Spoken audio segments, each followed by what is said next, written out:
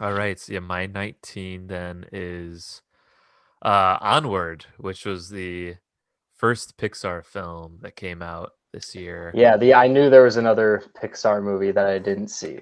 Yeah, and this one was actually in the theaters. It wasn't like straight to Disney Plus because we saw this probably a week before Oh, like so everything this shut is your down. last theater experience Yeah, until another one outside of opened. Tenet, right? Yeah, right, Yeah, yeah. But yeah, this was the last one before, in the before times, the as they Before say. trilogy. Yeah, BC before COVID. Uh, yeah, and Onward was a solid Pixar movie. It's definitely not one of my favorites. Um, but I would revisit Onward. I think it was actually a nice story, and it was about these so it's in this like fantasy world, and these two brothers are basically trying to their father passed away and they're trying to basically like resurrect him in a way through magic. Oh wow. I can't remember exactly, the rules of this whole world or Pixar whatever, but always tries to go deep, at least. it's always about, a dead parent or Yeah. something, yeah. It's But this year it's all about death with Pixar. yeah. Yeah, it really is. And it was like it was a fun world, fun movie and everything. It's not as memorable as a lot of the other Pixar movies. I feel like you could at this point, Pixar has been like releasing more and more movies, like especially two in a year, which I feel like they didn't do in the past. So you can kind of tell it's like Soul is sort of their top tier Hmm. movie that they're releasing, and then Sure, Onward was more of like their lesser, sure. Yeah. smaller scale one. Yeah. But yeah, still a solid Pixar movie, and yeah, I mean it's Tom Holland, Chris Pratt, and Julia Louis Dreyfus. So yeah, it's good cast too. Yeah. Good Yeah, voices. yeah, good voices. Yeah, that's All Onward. right. Onward. And so Onward. onward we go to my number Yes. 19, which is another DC movie that I Oh. think you saw.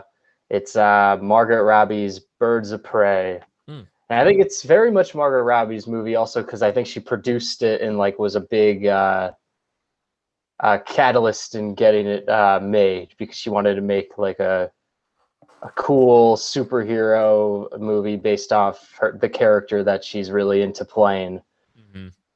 Yeah. And I think like you, I liked Birds of Prey. I think most people did. Yeah. I thought it was very well done, very cool. Um, but at the same time, I will also say that I did not personally care that much about the Harley Quinn movie. You know what I mean? So Hmm. like I was happy that it was like well done and stuff and kind of cool, but at the same time, it wasn't a big deal for me. Yeah, I'm in the same boat. It Yeah. like I don't know any of these other characters really.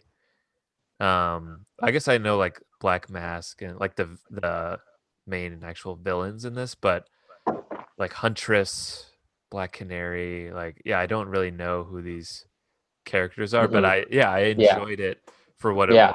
And I actually from Suicide Squad, really think the only positive part of it was Margot Robbie as Harley Quinn. Like she really Yeah. does that character well. Hmm. And so yeah, I think this is probably my favorite of the new like DC universe out of all the movies. Yeah. I can see that. Probably my favorite.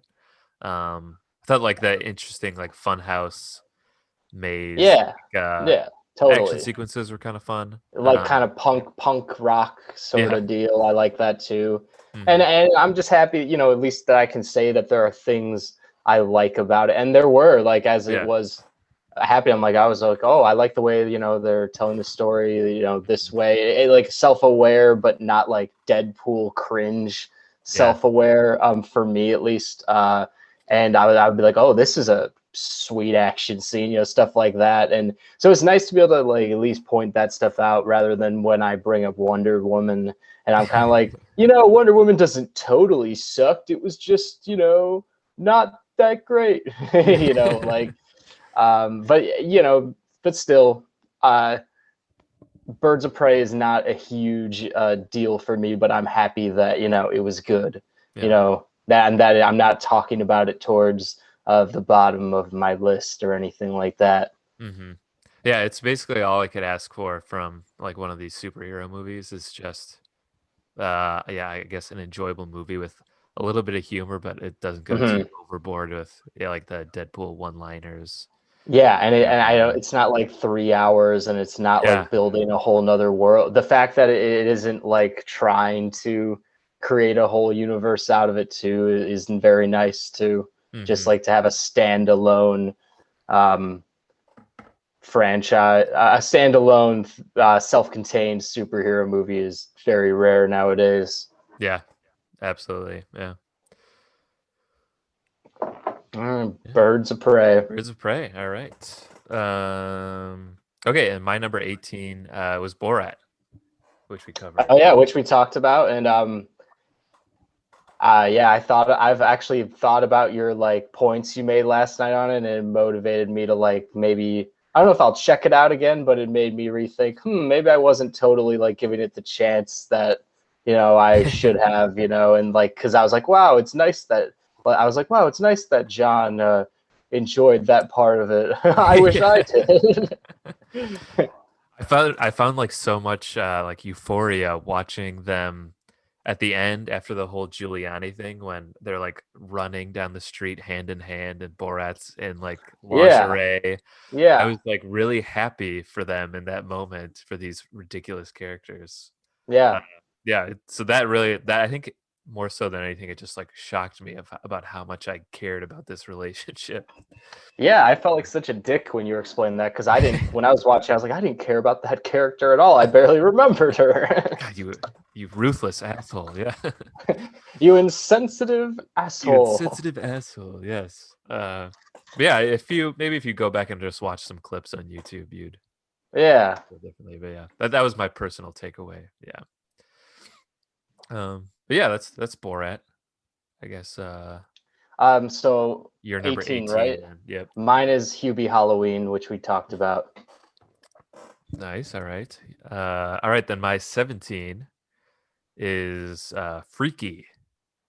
I don't know if you've seen Freaky. No.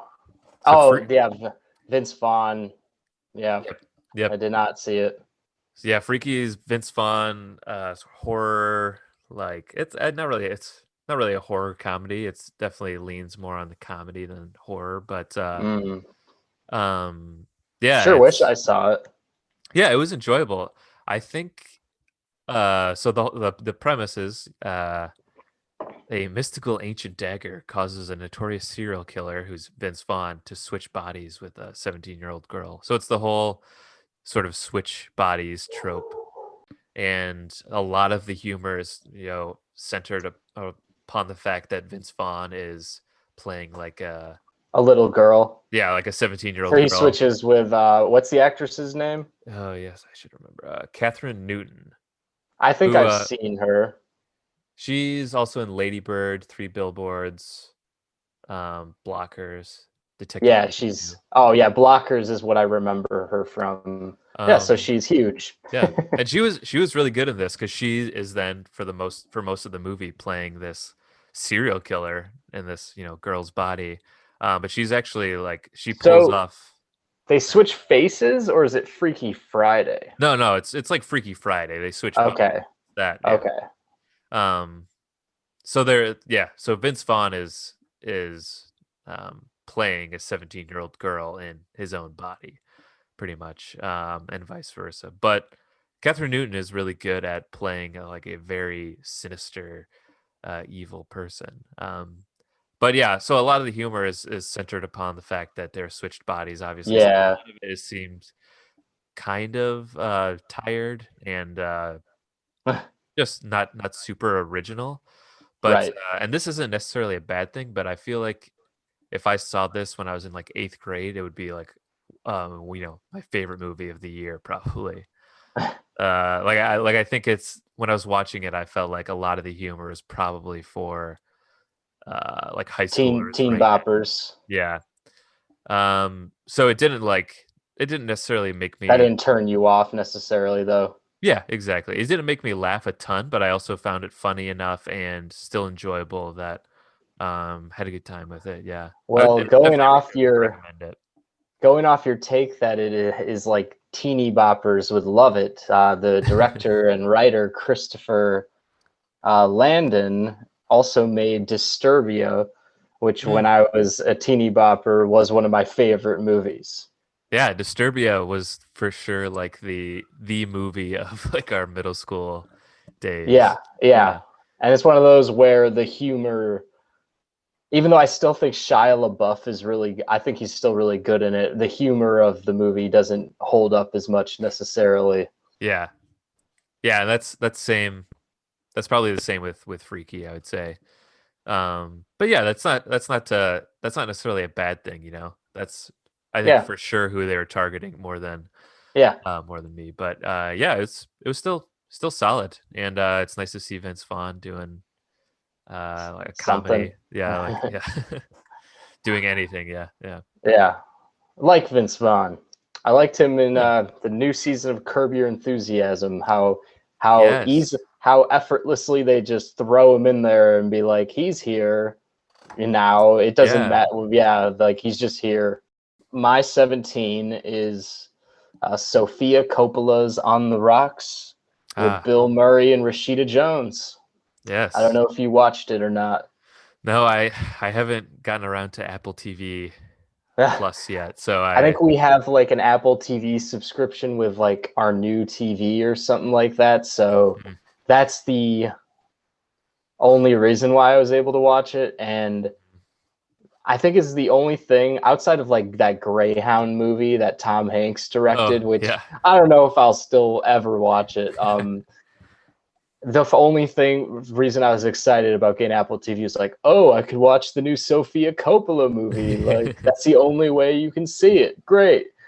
Um, And that being said, this is probably Sofia Coppola's worst film. um, but she, in my opinion, has made just a bunch of masterpieces. So Hmm. I don't think that's like a bad thing at all. I just think this is probably her, um, maybe her most safe movie and most laid back movie. Um, and really just it seemed like one where she wanted to work with old Bill Murray as like a dad, and she wanted to work with Rashida Jones, and almost just felt like she wanted to make a movie for fun rather than really like go for something.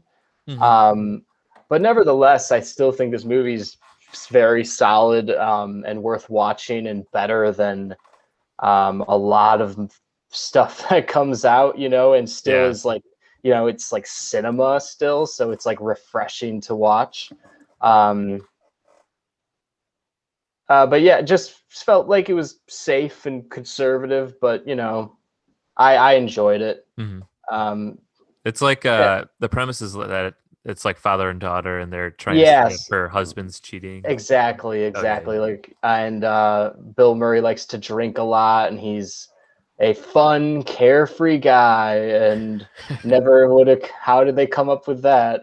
Yeah. But nevertheless, he pulls it off. There's like a Hmm. great scene where Bill Murray gets pulled over by a cop, and then he's able to like find out that he knows his dad just through like making small talk with the guy, and then he gets off like drunk driving from that, and so it's just that like very effortless Bill Murray charm. Hmm. Um, I think everyone likes Rashida Jones. If you don't, who the fuck Totally. are you? Yeah.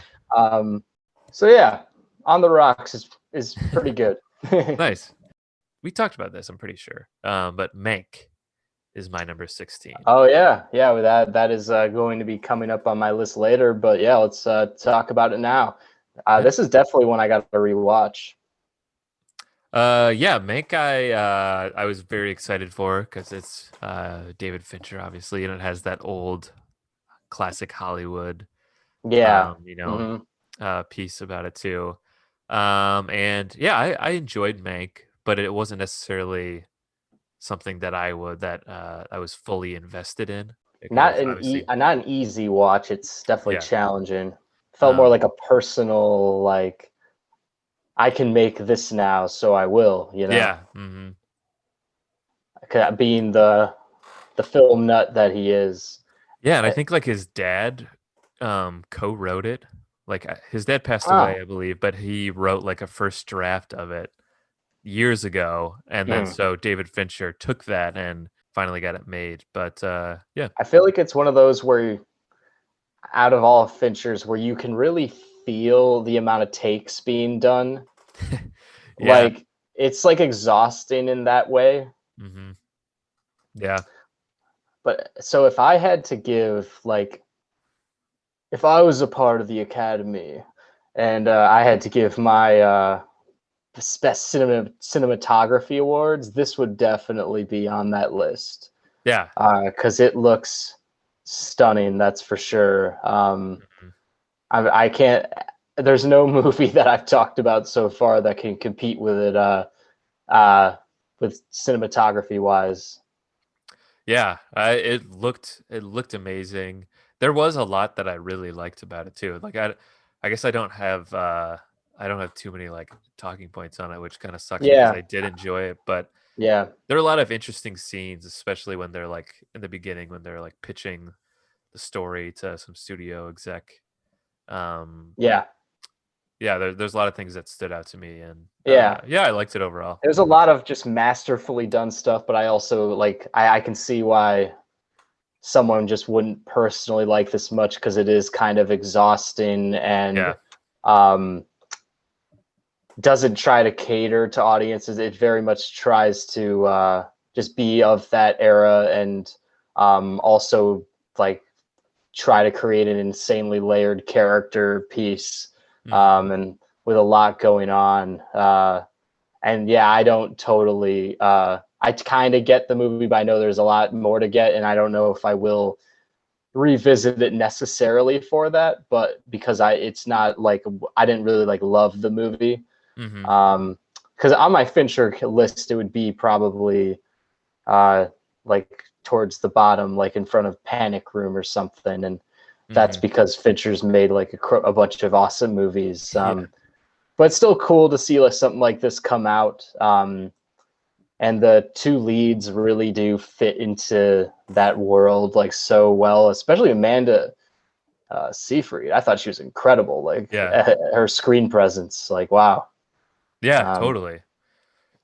She just has like that classic like Marilyn Monroe type that any era look to feel, her. yeah, Yeah, yeah. yeah. Which I didn't really ever think would be the case. Yeah. Uh, yeah, because she always plays someone really modern. Like in Ted 2, she's a cool stoner chick. Isn't she in Mean Girls too? Yeah, oh yeah, She's yeah. like the She's, dumb girl in Mean Girls. I mean, one of the dumb girls, One yeah, of but them, yeah. the dumbest one for sure. Dumbest of Yeah, them all, yeah. yeah. Yeah, no, she was really great in this. Yeah. Well, there's a scene in Ted 2. I don't know if you ever seen Ted 2, I don't actually know where if I have either. I've for sure seen Ted 1.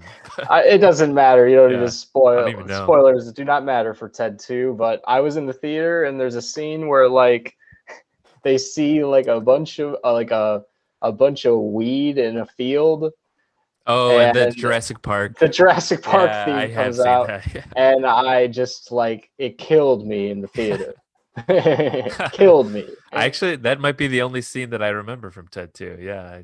Yeah, just like personally, that really got to me. If you just drop the Jurassic Park theme for something as silly as like marijuana, I just yeah, Yeah. I think it's a good bid. Yeah, that was good. Yeah. Yeah. It resonated with you a lot. Yeah. Yeah, exactly. So that's your number 17. 16. That was 16. Oh, fuck. My number 16 is The Way Back with Ben Affleck. Oh, yeah. Whoa. I did Deep not cut. remember at all Yeah. what the way back was. Yeah. Like that come out this year? Yeah, it was one of the first movies actually of the year, and I'm not gonna lie, really like The Way Back. Nice. I'm a sucker for a good sports flick. Even not good sports flicks, I'm a sucker for. Like on my COVID list is like that I watched when I had COVID is like I watched We Are Marshall to start Oh, yeah. my COVID binge, and like We Are Marshall has a lot of problems, but I really enjoyed just watching Matthew McConaughey play a football coach, and just be just so into like building up this program that's been shattered. Like there's a Mhm. scene he's like where he meets the head coach of West Virginia, and he's just like, we're thinking about running the Veer. And he's like, What? he's like, we're wondering if you could see your playbook. Um, but yeah, I just like sports movies. I think they provide, like how they're a good template for actors. Like for an actor to play a coach, I think I just like to see what they do with that.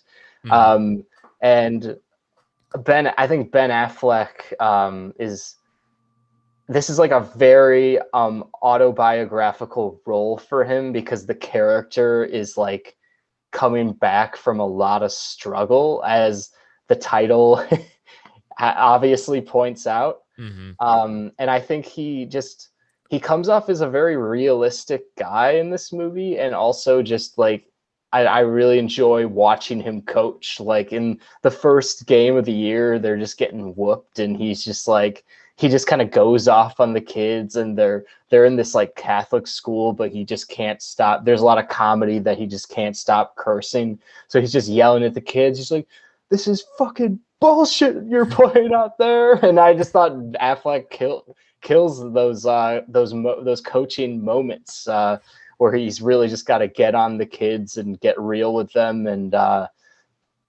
then there's a whole other side to it where that we've seen in movies and television a lot, where he just can't seem to stop drinking, and he's got like liquor bottles in his desk, um,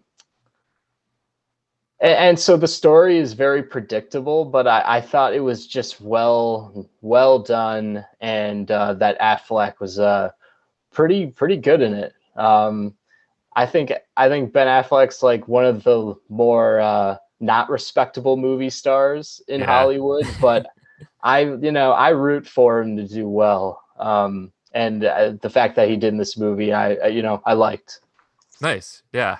I thought I remember hearing that this was sort of like a redemption like period Yeah, for Ben Affleck a little bit like exactly. It's so autobiographical. mhm.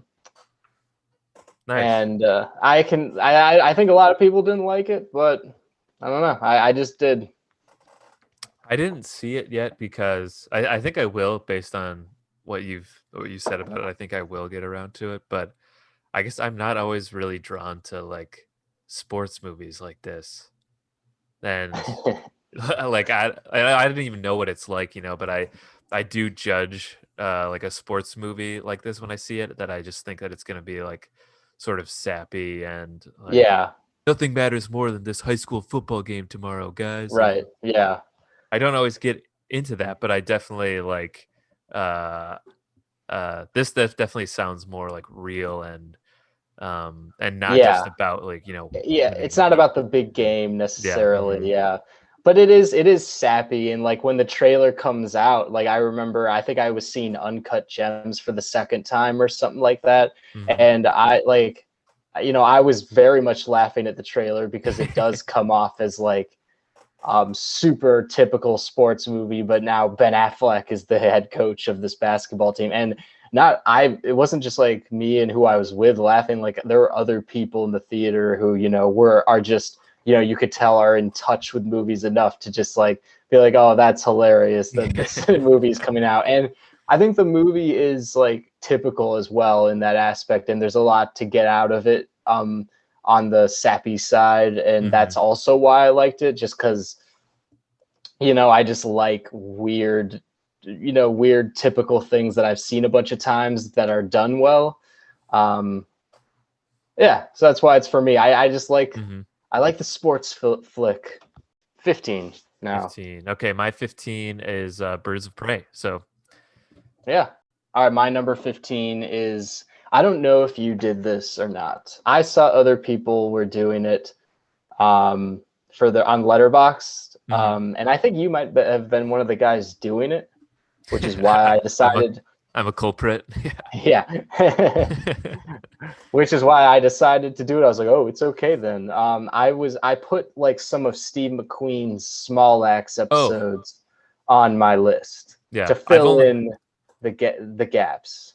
I've only seen one, but yeah, I added it to my list. Yeah. Yeah, I've seen like two, and they're both on Mhm. here. I felt like they were all like movies Yeah, in that their they own are. sense. Yeah. Hmm. Yeah, they are. Maybe I think in past years, maybe people wouldn't add them because there'd be more movies, and it is kind of like a show in a way. Yeah. But well, and it's also because they're just separately, they're individually, like they have individual names like a movie. Hmm. So maybe that's also why. Yeah. And Hmm. I also didn't finish the series. I've only seen two or three. Yeah, I think there's five total, maybe. Yeah, yeah, Yeah, and I should I need to finish it. more. Yeah. Hmm. Same. But it was one of those things where when I saw that Steve McQueen was doing a show, I was like, well, I should really watch that. Yeah, it's gonna be good. Yeah. Yeah. So this one is Mangrove. I haven't seen Mangrove. Yeah, the true story of the Mangrove Nine, and the trial that took place at the Old Bailey in 1970. 70. It's most notably, it has Letitia Wright in it from Black Panther. Oh yeah. So this is like the trial of the Chicago Seven. It's a courtroom drama, but I think it's done a lot better. It's a lot more memorable, and also it has a lot of it gets you very fueled up, for sure, for the injustice that's being done. There's specifically a really incredibly well shot protest scene, where like McQueen just knows like where to put the camera, like in the middle of the action, to just make it extra intense and really cinematic. Like I remember he did that a lot in Widows and Hmm. 12 Years a Slave. Um, and so not only is like the injustice illustrated here, just it's illustrated really well, but also the way it affects like the family involved is also very sad and touching. So that being said, I think yeah, you can definitely say that this is a quality like film on Hmm. its own. It's like I'm trying to look for the run times. Yeah, it's like over 2 hours. Yeah, that's yeah. So and it's got a lot of drama, a lot of intense moments, and yeah, it just has like a lot more to say than probably everything I've talked about on my list so far, except for the way back, of course. Yeah, nice. I gotta get around to the rest of those because I really liked the one that I saw. So Yeah, nice. that's Mangrove. That's all I really got to say about it. Nice. All right. My 14 then is The Invisible Man, Oh, nice, nice. which Yeah, that's this was one later on of my the list. this was one of the first like bigger It movies that is. came out. Yeah. Yeah. Um, but this was all VOD, I'm pretty sure. I don't think it had a theater run at all. No, which is a shame. It would have been great in the Yeah. theaters. But yeah, and I really enjoyed The Invisible Man. At times it was almost a little too it didn't, I guess, exceed my Like expectations. the people not believing her Yes, that aspect. I can see exactly. that. Yeah. Yeah. There's some things that I thought that were too like over the top and Yeah. the sense of like it didn't seem very realistic to me, which I know there's like a lot of like unrealistic stuff that happens Yeah. too, regardless. But I think that there was some really good tension in it, and I was just happy to see another like thriller movie like this that also felt almost like a popcorn thriller to me in a sense. It's like Yeah. not super hard to follow or tell what's going on. Um, but yeah, I really enjoyed Invisible Man.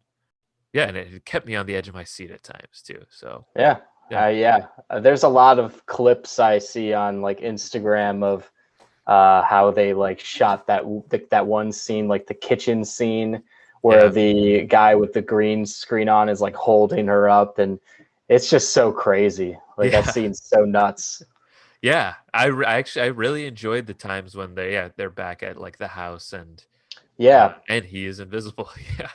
It's yeah, I genuinely love just scary. all the sets to like the big houses, are especially like her ex-boyfriend's house is so, I don't know, like dark. It's so dark and creepy, and like it's on an island, and Yeah. like it takes forever just to get up to the doorway. It's so memorable and cinematic in that aspect, and the fact that it's on the beach. Um, yeah, I thought this was very well done. It's actually, I mean, it's spoiler. It's my number 10. I really like this movie. I just because I think it's just so well. It looks so great, and the Mhm. tension is so well directed. Yeah, really like The Invisible Man. All right, my That was number my 14. Yeah. 14. Yeah, so my number 14 is it's an HBO Max movie, Steven Soderbergh's Let Them All Talk, Oh, um, yeah. with Meryl Streep and Lucas Hedges.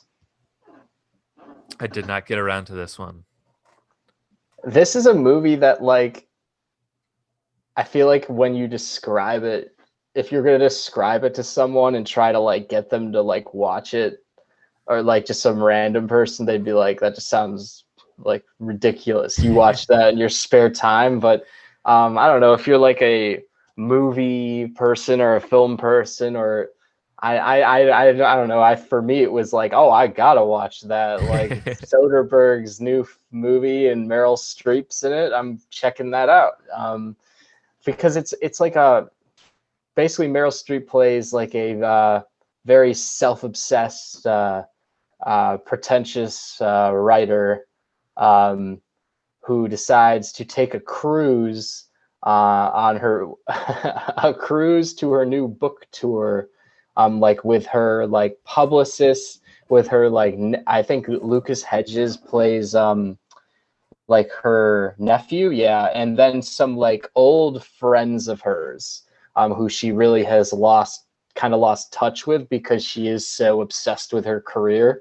Mhm. Um, so there's like a lot of scenes of like Meryl and her friends who are all like old as well, and they're just like enjoying this cruise, but like there's a clear distance between them and stuff, and it's a lot just based on like how Meryl's character just like affects all these other people on the ship around her, Mhm. and kind of just gives a little backstory to them as well, um, and a lot of self-reflection on her own life, in ways it's one of those where I could see like myself going to the theater and a bunch of like only like old people are in the theater seeing it. Yeah. But for me, it's like a cool movie because like I don't know, it's Steven Soderbergh. Soderbergh, So man. Yeah. yeah, exactly. So I don't know. I liked it. It's also it is at the same time like an old timers flick.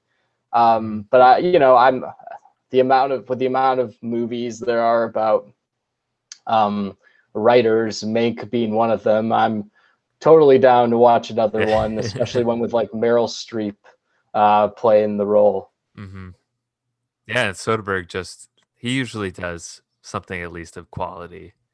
Oh yeah, yeah, Yeah. exactly, yeah. And I like to support him because he just makes so many movies, and Yeah. they all just look phenomenal and are like very ingrained in just what movies should be. You Mhm. know, He he's one of made the didn't he have a couple come out last year? you probably was last year like High Flying Bird. I think High Flying Bird and the Laundromat. Yes, But yes. yeah, The yeah, and then he Laundromat has is one coming up such a this. weird movie. But High Flying Bird I like a lot. Yeah, it's just crazy Yeah. that he works He's this just one of much. the last, like, auteurs Hmm. too. There's also this thing that he releases apparently every year. It's like what he is consumed, um, like media and like book wise over the course of the year, and like so he has like a 2021. I don't know if he's actually done this any other year, but 2020 there's a list of like what he watched like and read every day, like movies, shows, like documentaries, plays, books. And I looked at it and I got such enjoyment out of it because like it's exactly like what we do on this show, and so and just to see like how a director I really like is just as into doing this as like me, I am, is just motivates me to keep doing it. Yeah, that's cool. Yeah, I'm gonna check out that list. I don't Yeah, know how does he have the times? I guess in 2020 it makes more sense, but that's what I'm saying. Like how makes does a he lot do of it? feature films and stuff. Yeah. Yeah, wow. And yeah, then to have like his own time to like write and Hmm. create his own things. Yeah, he's insane. Yeah, Yep.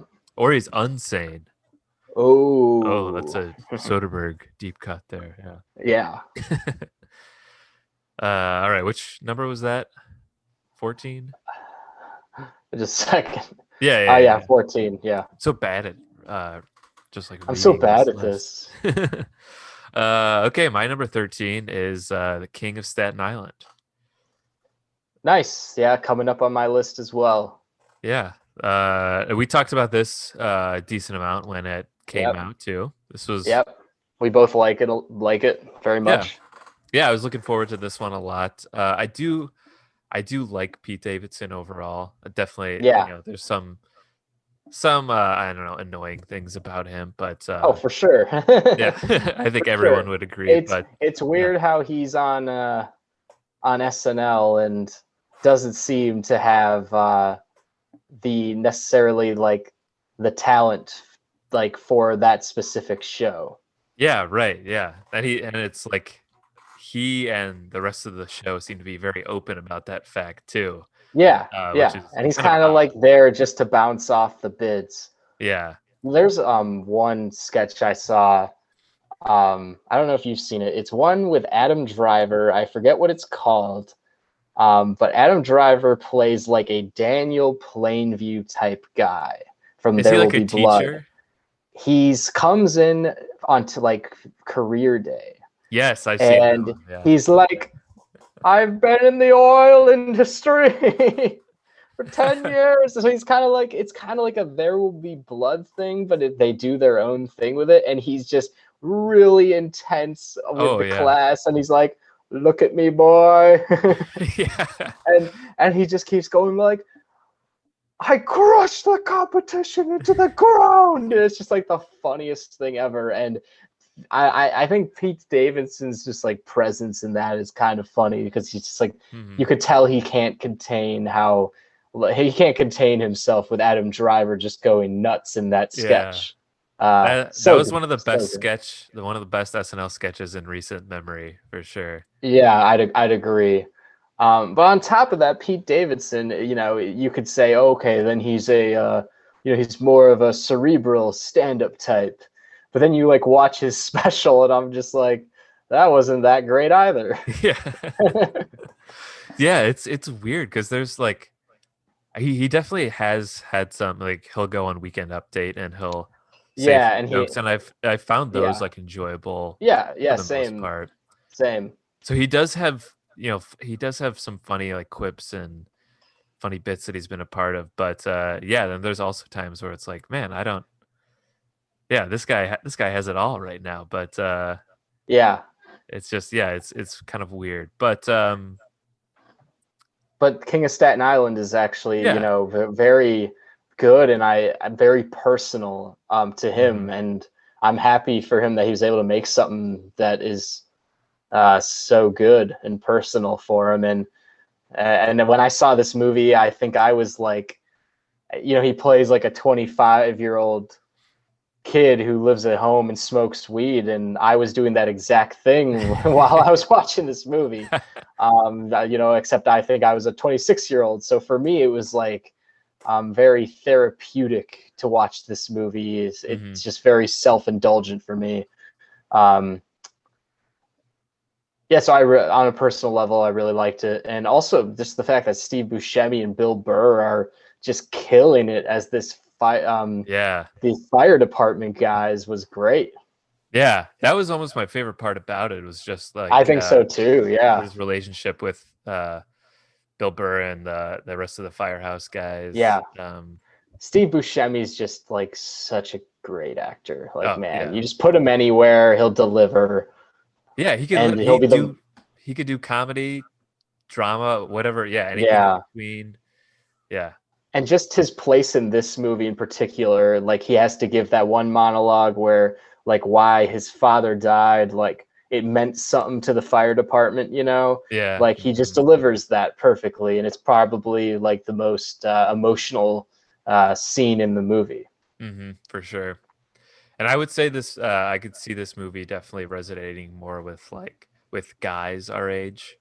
Yeah, it's like Uh, it's the man child yeah, totally. aspect. Yeah, Yeah, because I definitely it definitely resonated a lot with me too, and yeah, I've seen some people give it negative reviews, and I can just see that there's definitely not much to take away for like the general audience. But yeah. I think yeah, people get tired of like Judd Apatow's fascination with the man child. yeah, But as a man child, I won't get tired of it. I like yeah, it. yeah, same. Yeah, but I really liked it, and great cast too. Oh, Marissa Tomei, I forgot she was the Yeah, mom. Yeah, plays the mom. Yeah, and Belle I Powley also was great too as like is his his girlfriend. girlfriend. Yeah. Yeah, I was about to say I really like the final scene where he really kind of shows some level of commitment to her. I thought it was just really sweet, Yeah, definitely. and I thought she was really good in it. Yeah. And to back up Pete Davidson after we kind of like tore his career apart a little bit, he's really good. Yeah, he was. See, this I didn't really like him in Big Time Adolescence. Yeah, Just exactly. like it was because it just didn't seem very natural. But Yeah, this, yeah, where he's playing like a version of himself, it's much more personal. Like obviously, like he plays himself very well. But I think it was a lot probably easier for him to get into this character because it is who he is. So yeah, I thought it was really well done, and uh, yeah, yeah, good movie. it was my number one on my list for a while. Yeah, I think same for me. Yeah. All right, my number 13 is Regina King's not directorial debut. She's probably directed other things, so I don't want to make that claim prematurely. She's also directed Let the Church Say Amen, a movie I have not seen. But it's One Night in Miami. I believe it's an Amazon Prime original. Yeah, I think so. I'm mad I haven't seen this yet. Yeah. There's a chance. All right, so there's this movie. Maybe I maybe ranked it a little higher than I should have, but still, I think it's still in the good category hmm of the movies. Basically, this follows a night in Miami where African American icons Cassius Clay, Malcolm X, Sam Cooke, and Jim Brown are like kind of hanging out together in a hotel room after Cassius Clay, who's about to like change his name to Muhammad Ali, kind of like becomes the champion of the world. And they're kind of all like super young, and like their careers are just taken off, and they're about to like become the incredible icons that they became for Black culture. And I think one of the problems with this movie that I may be overlooking is the fact that this movie is a little overwritten and very preachy. Like it's a lot of Malcolm X calling out like these guys for like not being, totally the way he, like not having the same philosophy as him. Um, and they're kind of always just yelling back at him because like we're doing it, this way, blah blah blah, and then they're kind of like getting defensive because Malcolm is really trying to take Cassius Clay, and you sort of use him for the Islamic religion, and Mm, like he's really encouraging the name change, and then if Malcolm X creates his own sector of the Islamic faith, he's hoping that Muhammad Ali will be able to really be there to like promote that and make it happen, and like make his like move forward his radical movement. So this is very heavy stuff, as I'm realizing as I'm explaining it, and but it's like really fascinating, but also little, preachy, and feels like very, like a playwright and in an obvious way. mhm. But I overall I think it's just pretty well done, and very interesting. And I think all the actors are very good as these very iconic guys. Um, it's not like Straight Outta Compton where I'm watching and it's very obvious like impressions of Ice Cube and Dr. Dre, and stuff like that. If that you really feel like the layers in these guys. You also see, and the movie ends with you seeing like Sam Cooke performing like a change is going to come for the first time, which is I've really liked. And um, like there's like an arc with Sam Cooke, not like writing as like poetic things as Bob Dylan necessarily, and then he kind of goes like, well, I'm writing something new. And then he goes on like Johnny Carson and performs "A Change Is Gonna Come," and it's pretty cool. So yeah, Nice. a lot of good things. Just very kind of exhausting and preachy to watch. Hmm. I could see that. I mean, just with the characters or Yeah, the real people involved, it yeah, seems like it would be preachy. Yeah. yeah. So my 12 is Sound of Metal, which I'm pretty sure Oh, you saw okay. too. Yep, that's on my coming up on my list. Yeah, Sound of Metal. I thought was really, really well done.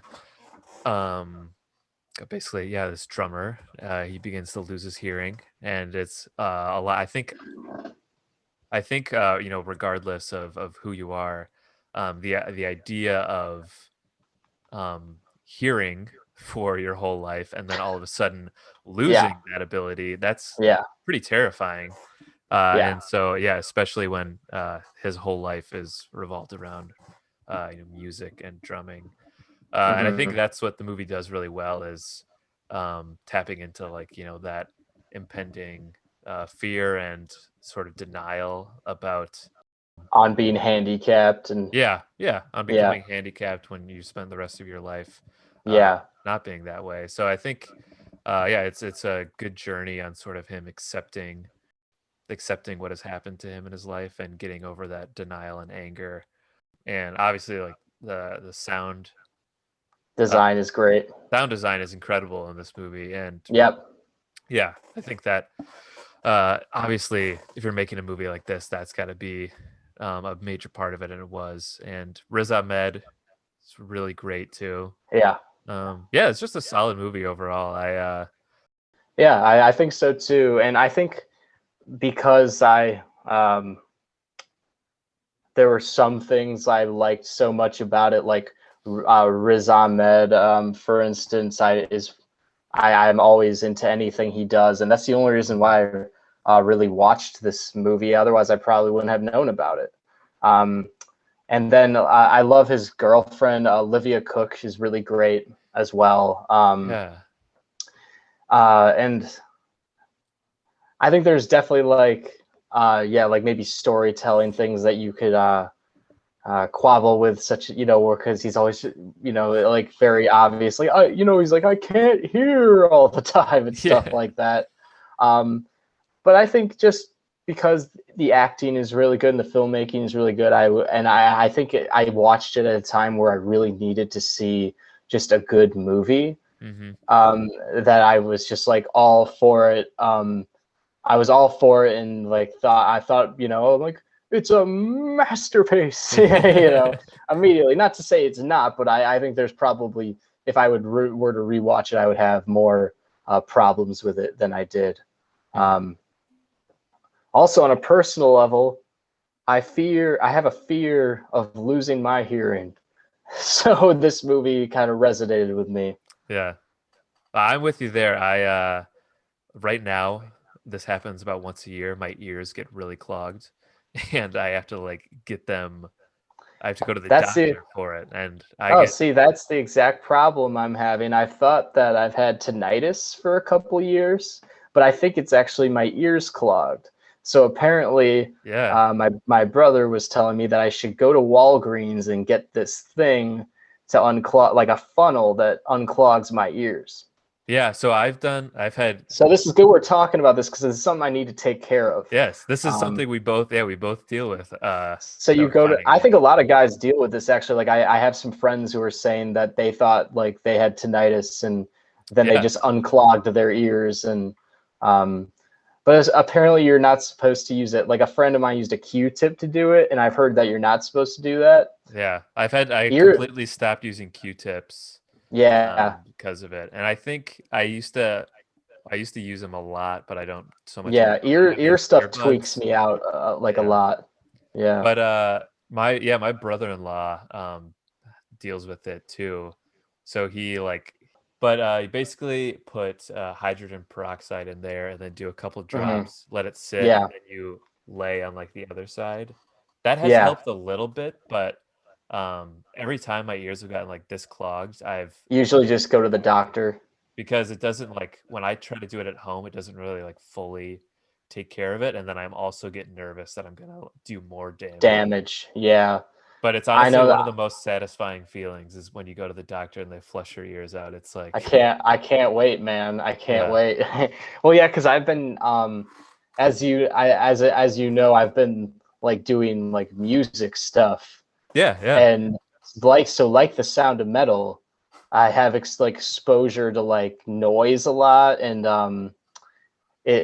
so I like worry, like I've worried. I'm like, do I have tinnitus all of a sudden? Shit like that. But I'm pretty sure it's the earwax thing. yeah, yeah. I think because I definitely I go down the rabbit hole of like, oh my God, something's like permanently wrong with me. Like, Yep, I do too, all the yeah, time. And I also have the feeling of fullness in my right ear, hmm, and I think that's like excessive wax, and my yeah, ear gets like crusty yeah, that's and exactly. gross.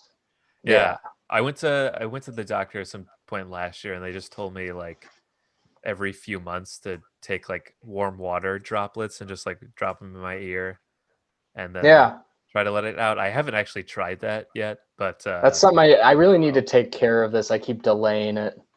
yeah, me too. No one is more frustrated about it than Carly though, who has to repeat like everything she says. Oh, she does it too. Well, no, she has to like repeat everything she says because I can't hear her half the time. Oh, yeah. Yeah. No, when I'm at Benny's, I have to be like phone number, and then I go, "What's that? 6-3 what?" Plus, people are wearing masks now, so like it's even harder to Yeah, hear them too. exactly, Yeah. exactly. Yeah. And I'm just like the young guy who's like already losing his hearing, um, like Riz Ahmed in The Sound of Metal. Yeah, yeah, tying it back. Um, Yeah. all right, so is it my number 12? Yes, yeah. No more ear talk Uh, from here on out. Yeah. my number, yeah, no more ear talk, but I'm glad we brought that up.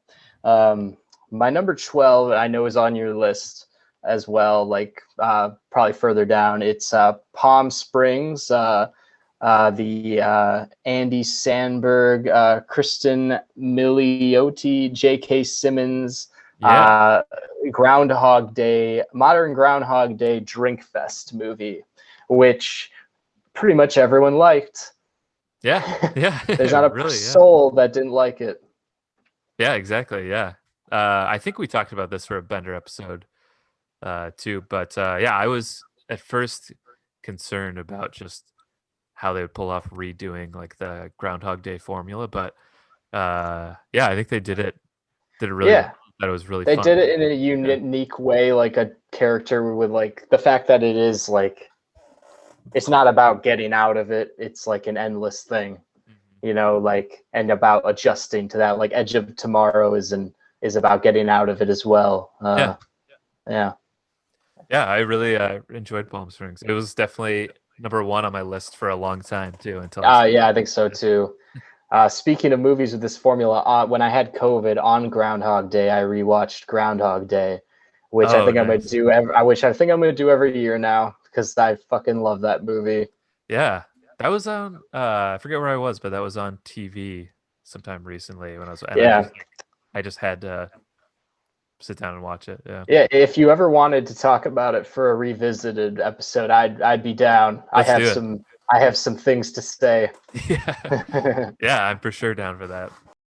My number 11's Mank, which we Thank. Oh, talked okay. about.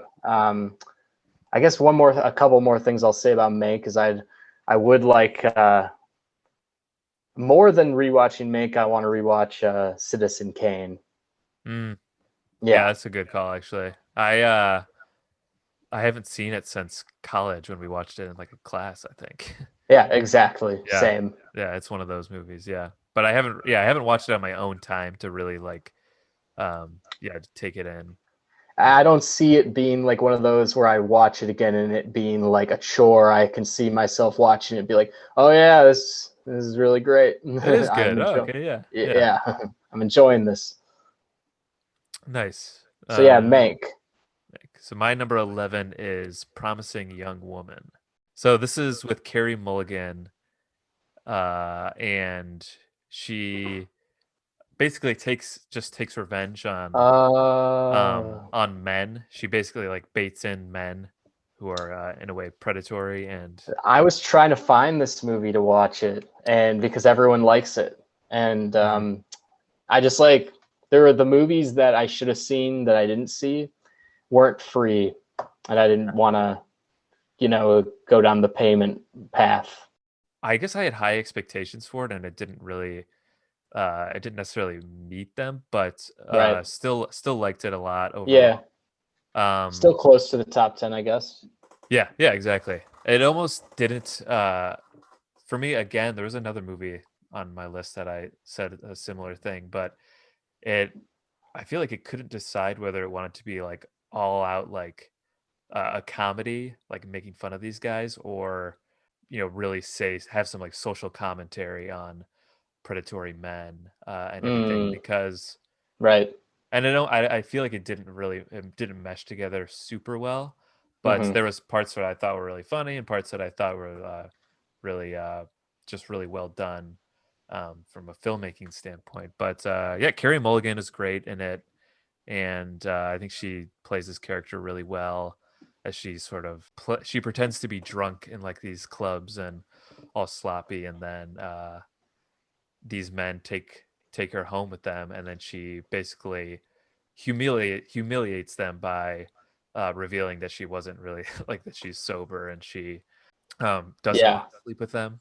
Yeah, she just wants to like humiliate them based on something that happened to a friend of hers right. in the past. But yeah, it's really good. I think still one of my favorite movies of the year, obviously, and I don't think it necessarily goes all out as much as it could, or Right, right. Like the it definitely premise has more to explore. yeah, and it's much more surface level. But with that being said, I feel like it's really accessible because of that. Okay. So yeah, All right. I still want to see it. yeah, and Bo Burnham's in it too. He's great. Yep. Yeah. Yeah. My number 10 was Invisible Man. Don't have anything else to say about that. All right, my number 10 is The Kid Detective. What Um, is that? So the Kid Detective, I'd seen someone watch on Letterboxd, and I was like, "Huh, that seems interesting." And then I looked into it a little bit more, and Yeah, and watched it fairly recently, but it stars Adam Brody, who is also in the Promising Young Woman. Oh, nice. But he's this guy in his 30s who, as a young kid, kid detective, and he was solving crimes for people Hmm. like, oh, who stole my bubble gum, or like who stole from the ice cream shop, like Yeah, really minor like kid stuff like that. And he and then it basically, gets like real.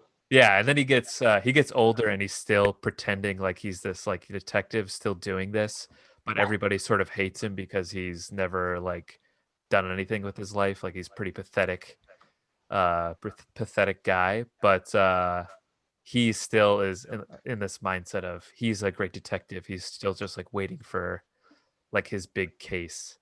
And he's always like it's a dark comedy, and it's really funny, but it gets to a point where the crime that he ends up trying to solve is like really real. And this girl's boyfriend who goes missing, and she tasks him to like he had at one point found or been tasked with finding this girl's mom's cat that went missing. So Hmm. that was his previous case. So this girl comes about her missing boyfriend, and all of a sudden he has this real case to take on. Yeah, I really enjoyed The Kid Detective. I think it would be I don't have it higher up in my top 10. I think because just I think there are some movies that are just simply better than it that came out this year, but out of just pure enjoyment, this is for sure Yeah, one of my favorite movies of the year that I'll definitely watch again. Yeah, it's really funny, and I think Adam Brody is great at this guy who he tries to like play up how he calls all everything that he solves like a mystery or like a case, and it's really not that big of a yeah. deal. But Sounds kind of like Hubie Halloween. a little bit, yeah, a little bit. And I think if this were like a big studio comedy, it would have starred Jesse Eisenberg. And I don't think it would have been as good with Jesse Eisenberg. So I'm glad that Adam Brody is in it Yeah, because, yeah, I think he plays his character really well. But yeah, Kid Detective, I would recommend. But yeah. nice. Yeah, I should check that out. My number nine is Yep. Pixar's Soul. Yeah, which maybe I could have put higher, but I don't know. As I'm going through, you could change this for over and over again, Hmm. and I just don't think I spent as much time on this list as previous years. It's Right. just, Yeah. I think Same. it's been this way for months, like set in stone.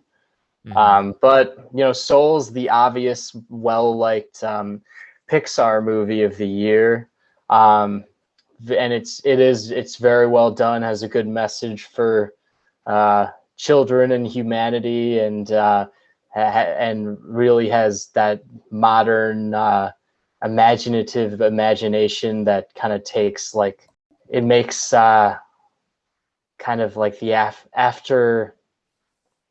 afterlife like the mortality seemed like weirdly not incredibly dark and magical. Hmm. um for the most part, I like this movie. I'd say my one thing with it is kind of like Inside Out, in that it's like very on the nose Yeah. um in its message. And I know like it's for kids and stuff, but I would argue that like our our Pixar movies as kids um, were are just like the messages are very like in between the lines, and very you almost have to be an adult to like read them, Yeah. Hmm. and it's what makes them so great. And not like I'm trying to like put down Soul, but I'm just saying like why I wasn't like I liked it, but I wasn't like over the moon about Soul.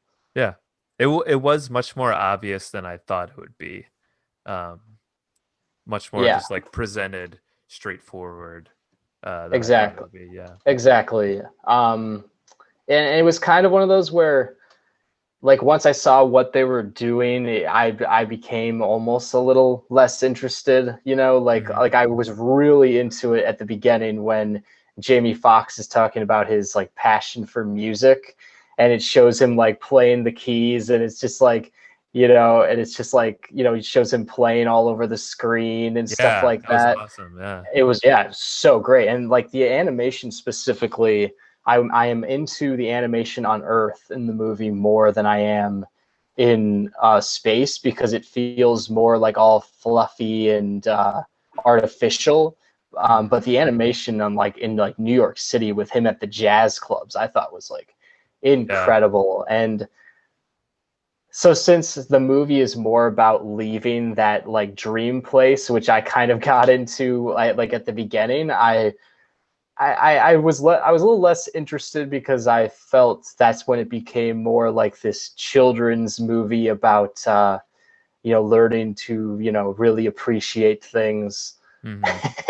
Yeah. And which is good and all, and it is good, but Mhm. I just like wasn't like I didn't like five star it or anything like that. Mhm. Yeah, I think like you said, I was so into what's his name? Joe. Yeah, I was so into like Joe, Joe's yeah. life Yeah, like the that opening, I got really immediately yeah. pulled in. And I wasn't as necessarily as vested into Tina Fey's character story, which Yeah, because sort like of gets what are the intertwined with it. Yeah. yeah, and I wasn't in when he died. I was kind of like disappointed. I'm like, and I know that's the point of the movie. I was like, what about his jazz career? Yeah. And it's kind of anticlimactic from a storytelling standpoint to Mhm. be like, well, the whole point is nothing happens, and it's the arc is learning to appreciate eating pizza and just daily living. You know what I mean? Like when the most magical moments of the movie to me were watching his like love for playing jazz piano. Mhm. Yeah. Like I And thought that was so great. I have seen some criticisms of it that it would have been better if they you even left that entire part out of it, where he Yeah, dies and it's same. just But about that's like, him. Yeah. yeah, which is everything. Just kind of try to outdo Ryan Gosling in La La Land, because they were Yeah. on that route pretty much. Yeah. Yeah. There were times where I think I was really hoping to enjoy certain parts more than I did. Yeah, I would be like, "Oh, this like, certainly. oh, I bet I'm gonna love this part," and it's like, "Oh, Hmm. it was nice," but, Yeah. yeah. But, I love the music in it, both the jazz Hmm. stuff and the, Trent Reznor, Atticus Ross music too, which it's so crazy to me that, Trent Reznor from Nine Inch Nails, is doing Pixar score Yeah. now, but, Yeah. yeah, I really liked the music, immediately when you fall into, like, the Hmm. afterlife part or, Yeah. the souls are, Yeah, it's yeah, better that like movies, we still need movies like this. We very much need movies like this today. mhm, So I'm very happy it came out, and that Jamie Foxx and the crew are getting so much buzz. The movie's getting so much buzz yeah, because it's like it's an original movie, and people are into it. And if exactly, that's the case, please. yeah. So, my number 9 is Small Axe, Lovers Rock, which I know you saw. Okay, that's perfect. It's an overlap. We can Yep, both talk about it because it's coming up on my list, yeah, and that's the one that everyone was really um, overblown with, and I was kind of like, what is that? you yeah, know. right, yeah, And yeah, it's that thing is great. That is just like my language. mhm. Yeah, I mainly watched it first out of these Small Axe ones because it was the shortest. 'Cause I think it was just like 80 minutes or something, but, it was also just a very, like, pleasant thing to watch in a way, just Hmm. Yeah. experience, like, sort of slice of life from this Hmm. time period, Yeah. with this group of people. Yeah, it was really, yeah, it was just nice. Give Yeah. me It's almost good like feels. watching a concert film where you're just Yeah, like bobbing your head over and over again. It's yeah. great. A concert film where you only focus on, like, the crowd. Yeah, Hmm. cool, yeah. All right. So my number 8 is The King of Staten Island. No need to talk about it again. Alright, yeah, then my number 8 is First Cow, which is another overlap. Oh yeah, that's also on my list, so we could talk about that. I really need to watch it again. I love it. Kelly, is it Kelly Reichardt, Yeah, I think right? that's it, yep. Yeah, I've loved absolutely loved everything I've seen her do. and I also just really loved First Cow, and it was definitely one where when I saw it, I was like, oh, John should see this. He would like it. Yeah, yeah, I loved First Cow. Yeah, that's great. This again, like Lovers Rock, is it's just like sort of a nice watch, like Yeah, it's uh, comforting in a way. Just this friendship yeah, story, and also yeah, it's a little bit sad too, but and it's also just got that like indie chill, like Jim Jarmusch like poetry to it, to hmm where it's just, yeah, you can't go wrong. hmm yeah. And I've been slacking on Kelly Reichardt movies, but just watching that one made me want to watch, Wendy and Lucy, and Oh, that's your first one? yeah, that's my first one. So, Oh, nice. but it's yeah, it's gotten me interested to see the rest of her stuff.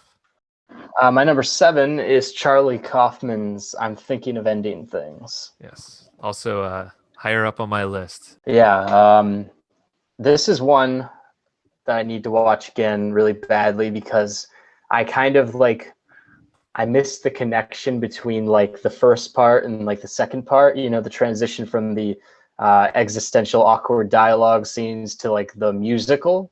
I hmm was kind of like trying to figure out like why that choice was made, but I was also like, but this is brilliant. Yeah. Right. Yeah. So I really need to watch again, but I do think like everything Charlie, it's hard, it's impossible for Charlie Kaufman not to do something brilliant. So, and Yeah. also that like is very touching and sad and philosophical. So I really liked this, and Jesse Plemons I also thought was really good and perfect for this movie. Yeah.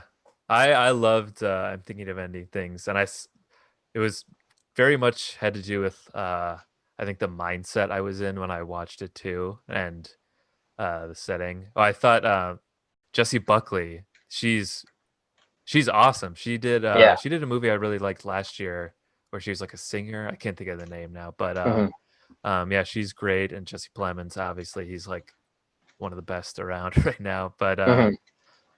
yeah, I watched this on like a gloomy day when I was home alone, and it was just after like the holidays, and I was just like feeling down after traveling for the January. holidays, and just Yeah. like typical January mood, I guess. But yeah, it there was a lot that I found that there was a lot that resonated with me, and I was like, "Oh my god, like I totally get this. Like this is like Hmm. speaking to me right now." And then something else would happen, or like maybe I don't get this. But I found that with Charlie Kaufman, like that happens a lot, where I would be like, "Oh, Yeah. I yes, Yeah. yes, this is like hitting me right Cinedoki, New York, or however you now." say it, was Yeah, that way for me. Schenectady, New York. Yeah, Synecdoche. Oh my God, I always say it wrong. that it's a weird But word. Yeah, but yeah, that movie exactly. yeah. It's just Like once he starts to like create the city itself, I was just like, what?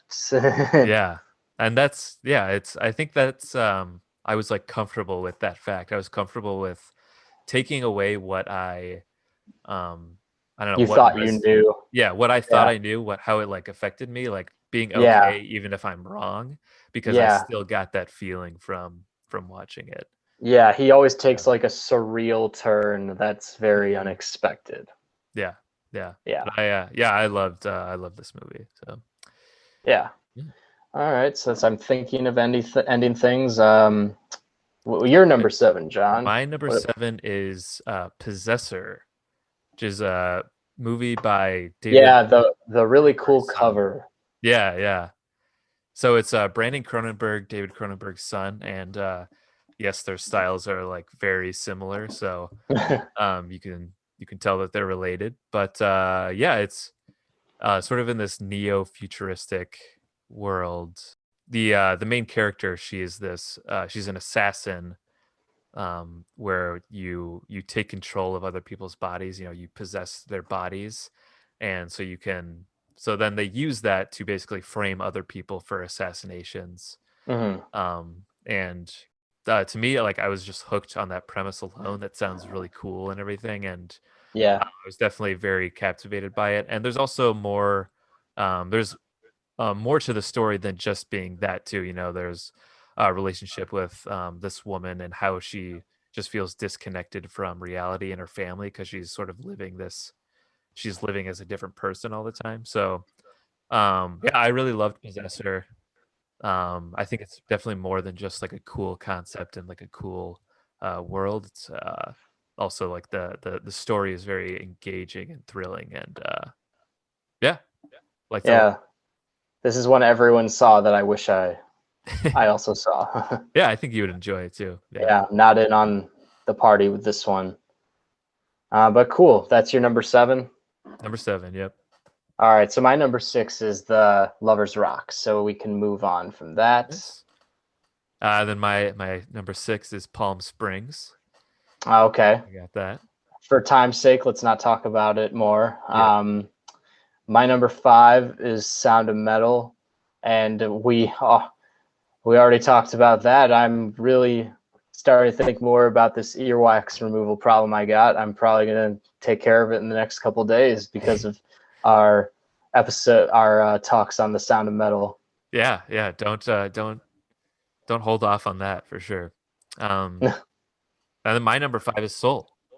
So we've covered that. Wow. We're knocking these out in the top Wow, 10. this is easy. Yeah. Making it look easy out here. All right, so enough with being lazy. Number four is a movie that I have to talk about um, because it's not on our list yet. It's Never, Rarely, Sometimes, Always. Mhm. This is a great film um, about the burdens of being a young woman in America. Basically, this girl kind of seeks out an abortion in New York City, coming from rural Pennsylvania, where it's not offered as much, and it kind of just shows the complications of having to do that, and like how difficult and kind of secretive and shameful she feels, like coming from where she's coming from as a young girl, and it's very eye-opening and touching also in those regards, and just very necessary for the progress that needs to be done for women in this particular area. So very important, very touching, and just a well-made film, and as like specifically in the end, like there's a sense of relief when she does what she needs to do, and so like like this is what films are supposed to do. It's like put you in another person's shoes, where you're like a woman, like something I would not be able to Mhm. experience and feel these types of feelings. And so yeah, one of the most important movies of the year, if not the most important that I saw. Nice. Yeah, yeah. I'm definitely gonna get around to that one too. All right. My number four then is Tenet. Okay, cool. Yeah, Two birds, two one birds. stone. Yeah, this is my number two on the list. Yeah, Tenet. I think we talked about it on the podcast both after you had seen it in the theaters and then after I had seen it. I Uh, actually haven't heard your thoughts, I think, on oh, Tenet. Yeah. yeah, maybe we didn't. But yeah, I really enjoyed Tenet, and I think it maybe it had just been a while since I'd seen a Christopher Nolan movie, but I wasn't fully like ready for how much I'd have to follow. It's impossible to be ready And I for think what's happened. yeah, and then I think once I let go of feeling like I need to be ready and I just experienced it for what it was, I think I that's when I started to like it a lot more.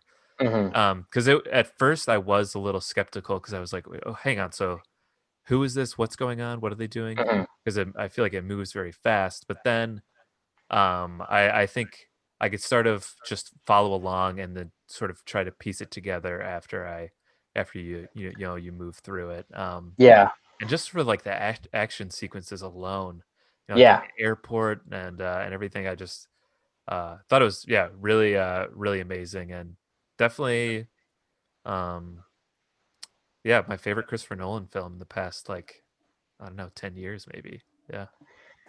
Yeah, for me personally, like I don't understand this movie at all, and I like don't really try to, like that's Mhm. not really what was like um important for me or why I liked it. I just really liked just the fact that he was like going for it in Mhm. this level.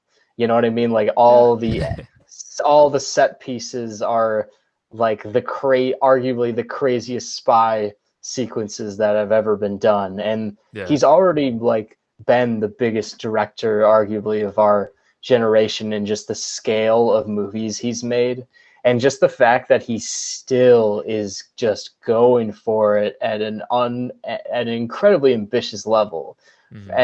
and that he kind of pulls it off and it happens to be like really cool because his actors are also so great too and so committed and I feel like this is also one that isn't as reliant on its screenplay as like say something like Inception, which is why I like kind of like that more. I just felt like man, like if you're into like spy espionage films, this is like going to blow your mind. It's like Yeah. guaranteed. Yeah. I mean, I was just so just captivated by all the different set pieces, and Yeah. when you go back to the airport, scene after it already Uh-huh. happened, that Yeah. just like blew my mind. Yeah. Yeah, yeah. Christopher Nolan, And he goes all the he fuck goes out. for it. Yeah, Yeah. And the final like battle scene is just so insane, the yeah, scale of that. Like, yeah. are you kidding me? That was so hard for my little brain to comprehend at times. Oh yeah, and then there's like buildings being like recreated and shit. Yeah, You're just like, what the hell is going on? Like, I don't even know what the motive of the characters are really at all at yeah. that moment in time. And there's just so many different people, and it's just like trying to figure out who's Yeah, who's trying to kill yeah. who's Yeah, like and what. I think audiences don't like it because they're of the confusion aspect, but I was just like along for the ride, and I just Mhm. loved it. Yeah, yeah. I think yeah, like I said, once I let go of trying to like rack my brain around everything, like Yeah. that is just gonna ruin the movie for you. So you Oh, have to for let go of sure, that. Yeah. for sure. I agree. Yeah, if we had more time, I would talk more about Tenet, but Mhm. we do not. We are right at the towards the end of the fourth quarter here. All right. So my number three is First Cow. We already talked about First it. go. My number three is Another Round, which uh Oh, this is the one where I said I wanted to see before this is today. one I ended up renting because I love Mads Mikkelsen. Hmm. And this just looked like such a great movie that I wanted to make sure I saw it. But yeah, I loved Another Round. It's these just like college professors who are just kind of frustrated with their personal lives, just their lives in general, decide to test this was one I think he's a sociologist or psychologist, his Hmm. theory that if you have between like point whatever alcohol level and another if you have like a certain alcohol level roughly, that you'll be more creative and more productive throughout your day. So they go through like they're like super scientific about it, like recording everything, um and Yeah. and ultimately they start to go a little overboard and become reliant, they become alcoholics, obviously. And so it's really funny, but also That like sounds great. it's also super interesting. It's like I almost thought about doing the study myself, and then I was like, wait, no, that's probably not a good idea. Yeah, but it's really like funny, but also they uh they get into some real like family and relationship shit too. But Oh man, just it's really great movie. Yeah, yeah, my like mouth is watering. It just sounds like just such a juicy movie for like so much funny shit and like yeah. excellent conflict. Oh, sounds awesome. Yeah, I had so much fun just watching how invested they were in making like a real like scientific report on just Yeah, yeah, yeah, this crazy concept. Yeah. that's hilarious. Yeah, So that's my that's number 3. your number three. All Yep. right. My number two. is Tenet. Tenet. There we go. And my number two, I think, is just probably your number one, is David Byrne's American Utopia. Yes, it is. Yeah. This is so good. I watched this it was like the last thing I watched in my quarantine. Mm-hmm. And yeah, it was so fucking good and so like refreshing of a thing to watch. Like Yeah. it was something we needed this year really badly. Yeah, absolutely. Yeah, I was like on top of the world after I watched it. Like Yeah, I watched it late at night and same. just couldn't take my eyes off the screen, and Hmm. obviously love all the music and everything. And Yeah. yeah, it was like a euphoric feeling. Yeah. Yeah, it's just like music at the highest level that just Hmm. makes all other music look bad. Yeah. Yeah. Yeah. It's something I could watch on repeat and not Hmm. get tired of. Yeah. Yeah. In ways like if David Byrne wasn't so awesome, it could be like you could do like I don't know like an SNL sketch of it or like a documentary now thing of it being like Yeah. the Yeah. most pretentious thing like you've ever seen. Hmm. But David Byrne just is able to pull it off. Yeah. Yeah. Yeah, not too much more to say about American Utopia, but I Yeah. absolutely loved it. Yeah. Okay, All then right, then what's left is your number one. my number one is I'm thinking of ending things. So yeah, we talked about that one. I think that's one Yeah. that if you haven't seen it, you just gotta experience it Yeah. and see if you take anything away from it. But yeah, my number one is I'm thinking of ending things. Yeah. Well, that's where we'll be ending things then. Yes, that's where That's we're ending things. our top 30 and my top 31. Yeah, yeah. Yeah, and our other miscellaneous picks, our other watches besides movies, but yeah. Yeah, and but well, this was something we just needed to do out of like, even though it's not definitely not our greatest uh, list episode ever, that's for sure. Yeah, It was just like out of like habit, something we needed to do. it's fitting for 2020. Yeah. Yeah, yeah, exactly.